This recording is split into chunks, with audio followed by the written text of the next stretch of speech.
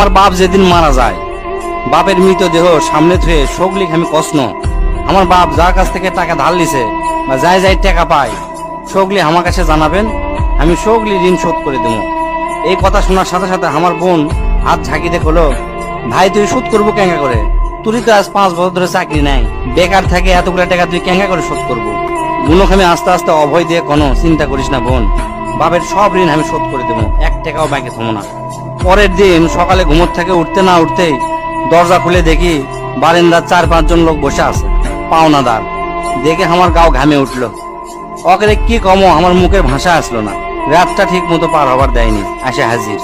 সামনে যাতে একজন খাড়া হলো, খাড়া হয়ে আমাক করছে, আমি অমুক ব্যাংকত থেকে আসছি, আপনার বাপ তার বেটা বেটির নামে 20 লাখ টাকা ব্যাংকত থুয়ে গেছে, তাড়াতাড়ি ব্যাংকত আসেন।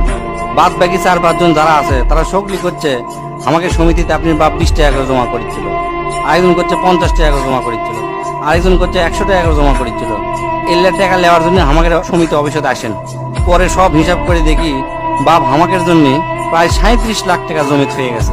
টাকাগুলা হিসাব করতে করতে আমার একদিন রাতের কথা মনে পড়ে গেল। ওই রাতে আমি আমার বাপক কষ্ণ, আপনি ক্যাঙ্কা বাপ, আমাকে ভবিষ্যতে আপনি কোন চিন্তা আছে? আপনি লাগাতে বাপ আমাকে দরকার নাই, কোনো টাকা পয়সায় দেন না আমাকেও, আমরা চলমো ক্যাঙ্কা করে। বাপ তখন মুচকি হাসে কষলো, আমি আমার সাধ্য মতোই চেষ্টা করেছি, সময় হলে সব বুঝবার পারবো। সেই দিন ওই বাপের মুচকি হাসে আমি বুঝবার পারিনি। সেই দিন রাত ঠিকই আছে, কিন্তু বাপটা আমার নাই।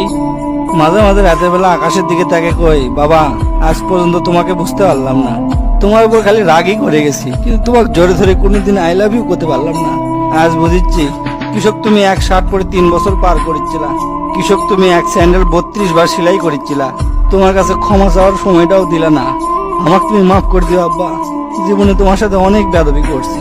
তার কয়েকদিন পর খোঁজলে দেখি আমার বাপ কারো কাছে 1 টাকাও বাকি করেনি, 1 টাকাও ঋণ করেনি, বরঞ্চ অনেক মানুষক টাকা ধার দিছে, তারা এসে দিয়ে গেছে।